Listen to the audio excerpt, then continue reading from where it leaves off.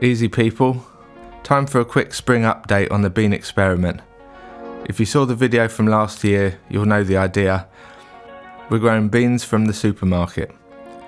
I picked up 6 different types of dried beans from the supermarket shelf, just the ones you'd normally cook, and I tried sprouting them, and to my surprise they all sprouted. So yeah, they clearly want to live. I soaked the beans and planted them out in October. I know that most of them wouldn't make it. In fact, maybe none of them would make it through the cold winter. Berlin has a cool climate. We have long freezing winters and mild to warm summers, but winters here can be harsh and a lot of plants can't survive. I'm pretty sure I lost some to mice as well, as someone pointed out in the comments of the last video. I probably should have covered them a lot better. But the good news is that a few plants did make it through. The 2 types that made it are these: broad beans, aka fava beans, and also this type, which in the last video I was calling mystery bean, but someone pointed out in the comments that is also a type of broad bean or fava bean, German name Ackerbohnen. By the way, thanks to the people that comment, it does keep me going posting videos, so if you like this kind of thing then feel free to say so below. So these are the plants that made it through, and they're doing really well now.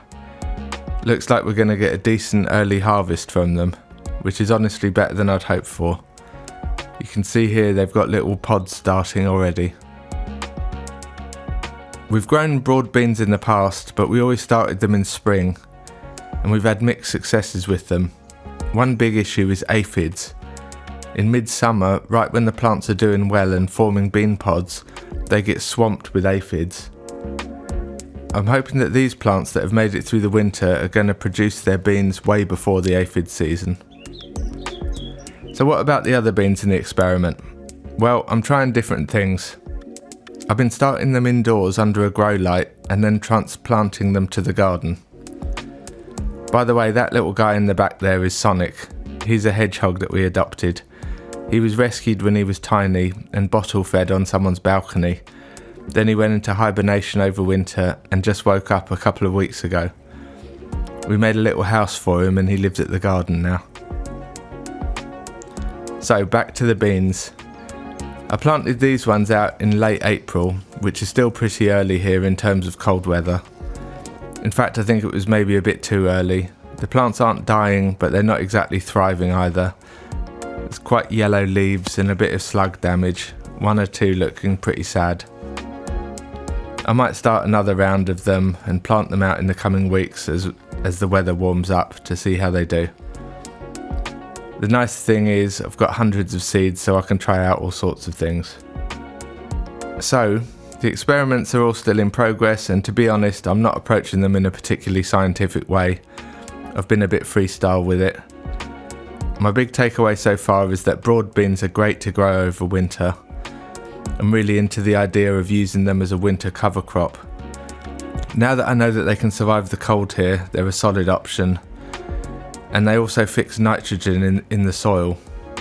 So even if you're not harvesting them for food, they're still doing something useful over winter. And as a prepping or guerrilla gardening idea, imagine picking up a kilo of dry beans for a couple of euros, just scattering them all across a rough bit of ground. Leave them be, and by spring you might have a field full of high protein food. I think that's pretty cool.